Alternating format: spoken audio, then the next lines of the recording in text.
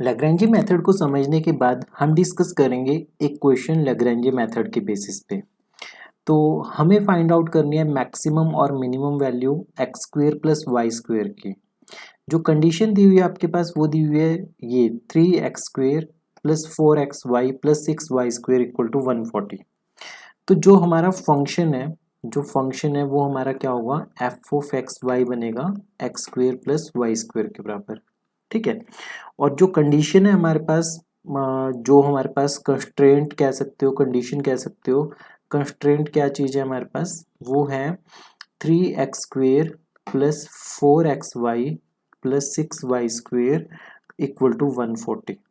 ठीक है। अब हमने क्या करना है, एक एफ ऑफ एक्स कंसिडर करेंगे। क्या कंसिडर करेंगे? F of x. तो f of x comma y basically function of x and y. तो ये क्या होगा आपके पास, ये बनेगा एफ प्लस लैम्डा जी के बराबर। मान लेते हैं कि जो कॉन्स्टेंट थी वो जी थी। तो capital f function of x and y क्या बनेगा, it will be x square plus y square plus lambda times आपके पास बनेगा 3x² plus 4xy plus 6y square minus 140। ठीक है। यहाँ पे लैम्डा क्या चीज होगा, लैम्डा होगा लैग्रेंजेस मल्टीप्लायर। तो एक्सट्रीम पॉइंट्स निकालने के लिए हम क्या करेंगे, फॉर एक्सट्रीम पॉइंट्स हम निकालेंगे सबसे पहले इसका partial derivative with respect to x और इसका partial derivative with respect to y, और उन्हें जीरो के इक्वल पुट करेंगे। ठीक है। तो नेक्स्ट हम लिखेंगे कि फॉर एक्सट्रीम पॉइंट्स के लिए हम क्या करेंगे, for extreme points curl f by curl x equal to zero and curl f upon curl y equal to zero. तो curl f by curl x की वैल्यू आपके पास किसके इक्वल होगी, तो ये बनेगा 2x।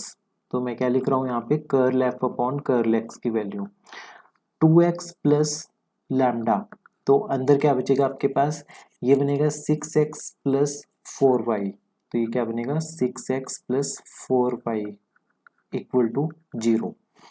नेक्स्ट अगर curl f by curl y की बात की जाए, derivative with respect to y, तो वाई स्क्वेयर का क्या बनेगा 2y के बराबर प्लस लैम्डा। फिर यहाँ पे आपके पास बनेगा 4x प्लस 12y। ठीक है। 6y स्क्वेयर का क्या बनेगा 12y इक्वल टू जीरो। अगर यहाँ से आपने 2 को कैंसिल आउट कर दिया और x के कोफिशिएंट और y के कोफिशिएंट को इकट्ठा किया, तो आपके पास क्या बनेगा 1 प्लस 3 लैम्डा। देखो 1 plus 3 lambda into x plus 2 lambda y equal to zero. 2 lambda y equal to zero.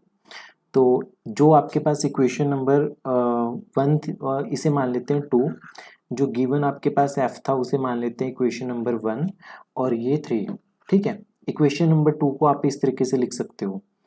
Further equation number 3 को कैसे लिखेंगे, इक्वेशन नंबर 3 को लिखेंगे 2 lambda x plus 1 plus 6 lambda into y, 1 plus 6 lambda into y equal to zero.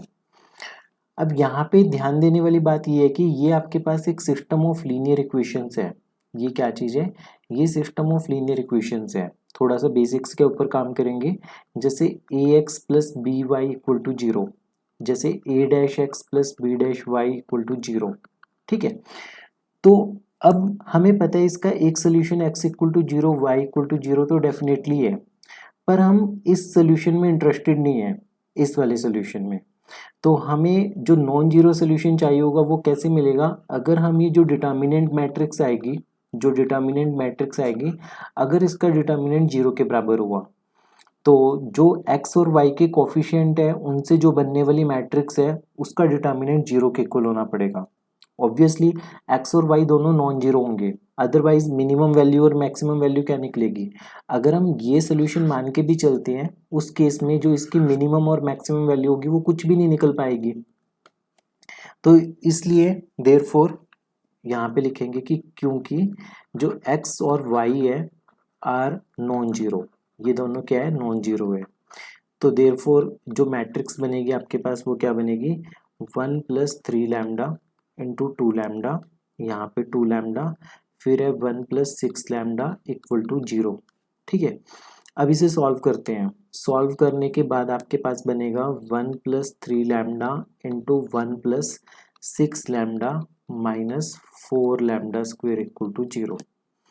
तो इसे solve करके बनेगा 14 lambda square plus 9 lambda plus 1 equal to 0। तो ये क्वाड्रेटिक इक्वेशन, वो formula quadratic formula minus b plus minus b square minus 4ac upon 2a, ये formula apply किया जब हमने, तो आपके पास लैम्डा की वैल्यूज आएंगी लैम्डा इक्वल टू -1/2 और -1/7। तो लैम्डा की ये दो प्यारी सी वैल्यूज आ गई -1/2 और -1/7। अगर हम अपनी इक्वेशन नंबर 4, इसे 4 मान लेते हैं और इसे 5 मान लेते हैं, ठीक है। लैम्डा को सबसे पहले अगर -1/2 लेके चलते हैं, लैम्डा को क्या लेके चलते हैं -1/2, let lambda is equal to -1/2। तो इक्वेशन नंबर आपके पास जो 4 है वो कैसी बनेगी? अब 4 में आपने लैम्डा को -1/2 पुट किया, तो इक्वेशन नंबर 4 में लैम्डा की वैल्यू -1/2 पुट करेंगे तो आपके पास x की वैल्यू किसके बराबर आएगी -2y के बराबर, ठीक है। x की वैल्यू पता चल गई। अब हमारे पास जो कंडीशन गिवन थी, जो गिवन कंडीशन थी x और y का जो रिलेशन था, उसमें क्या था 3x² plus 4xy plus 6y square equal to 140। तो अब आपने x की वैल्यू पुट की -2y पुट की, ठीक है। x की वैल्यू -2y पुट करने के बाद आपके पास पूरा का पूरा y में चेंज हो जाएगा, तो ये बनेगा finally y square equal to 14 के बराबर, y स्क्वेयर इक्वल टू 14 के बराबर। तो x स्क्वेयर किसके इक्वल होगा 4y स्क्वेयर के बराबर होगा। अगर इस इक्वेशन को हम स्क्वेयर करें तो इसका मतलब x स्क्वेयर किसके इक्वल होगा 4 into 14, that is x square equal to 56 के बराबर। तो यहाँ से हमें क्या पता चला, एक्स स्क्वेयर की वैल्यू 56 आ रही है और वाई स्क्वेयर की वैल्यू 14 आ रही है। हमें फाइनली करना क्या है, इसकी मैक्सिमम और मिनिमम वैल्यू निकालनी है। तो x square plus y square किसके इक्वल हो जाएगा, x square plus y square हो जाएगा 70 के बराबर। ये जितने भी स्टेप्स है ये थोड़े से ट्रिकी स्टेप्स है। हमने लैम्डा की वैल्यू जो निकाली वो इनमें से किसी में भी पुट कर दो, तो आपके पास एक्स वाई के टर्म्स में लिखा गया x इक्वल टू -2y। फिर आपने ये वाली कंडीशन जो गिवन कंडीशन थी उसमें पुट कर दिया, उसमें पुट करने के बाद आपके पास y की वैल्यू आ गई। y की वैल्यू जैसे ही निकली तो आपने x की वैल्यू निकाल दी। हमें निकालना क्या था x square plus y square, तो अकॉर्डिंगली 70 आ गई। अब नेक्स्ट केस में हम लैम्डा को क्या कंसीडर करेंगे, लैम्डा को कंसीडर करेंगे -1/7 के बराबर, ठीक है। अब सेम अगर हम इसे पुट करेंगे इक्वेशन नंबर 3 में, इक्वेशन नंबर 3 में 4 में, इक्वेशन नंबर 4 में पुट करेंगे हम इसे, तो आपके पास क्या बनेगा y की वैल्यू आ जाएगी 2x के बराबर। y की वैल्यू किसके इक्वल आएगी 2x के बराबर। और बाकी जो गिवन कंडीशन है उसमें पुट करेंगे तो 3x² plus 4xy plus 6y square equal to 140। तो इसमें पुट की हमने, तो इसकी वैल्यू आएगी एक्स स्क्वेयर इक्वल टू 4 के बराबर, ठीक है, एक्स स्क्वेयर इक्वल टू 4। अब ये जो गिवन था इसका जब स्क्वेयर करेंगे तो y square equal to 4x square, तो वाई स्क्वेयर की वैल्यू कितनी आ जाएगी 4 इंटू 4 दैट इज 16, तो वाई स्क्वेयर की वैल्यू आ गई 16। अब इन दोनों को ऐड कर दिया तो x square plus y square आ गया 20 के बराबर।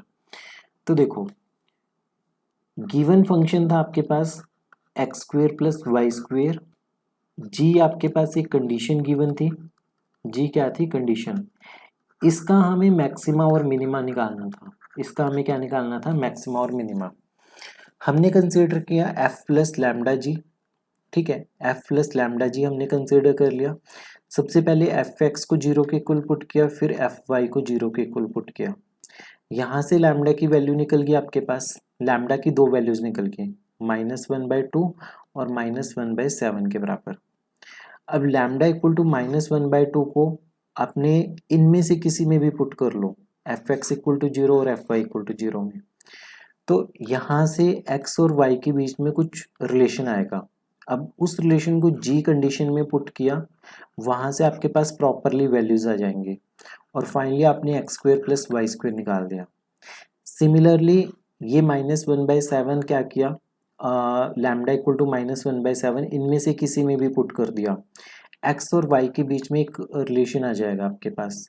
फिर वो रिलेशन और इस कंडीशन की हेल्प से आपने x² + y² की वैल्यू फाइंड आउट कर ली। तो दो वैल्यूज आई है, एक 20 आई है और एक 70 आई है। तो इसका मतलब मैक्सिमम वैल्यू 70 होगी और मिनिमम वैल्यू 20 होगी। इम्पॉर्टेंट क्वेश्चन है ये वाला, तो एक चीज़ ध्यान में रखना, practice is the key to success. इस क्वेश्चन को बारी बारी प्रैक्टिस करो। जो बेसिक चीज़ें हैं, जो बेसिक स्टेप्स है, डिटर्मिनेंट निकालना, ये रूट्स निकालना, ये रिलेशंस फाइंड आउट करना, इनमें आपकी गलती नहीं होनी चाहिए। और कॉन्सेप्ट बहुत सिंपल है, ये रिकग्नाइज करना है कि कौन सा फंक्शन को मैक्सिमम और मिनिमाइज करना है और सब्जेक्ट टू कंडीशन दी हुई है। ठीक है, मिलते हैं अगली वीडियो में, तब तक पढ़ते रहिए, प्रैक्टिस करते रहिए अभ्यास कुल के साथ।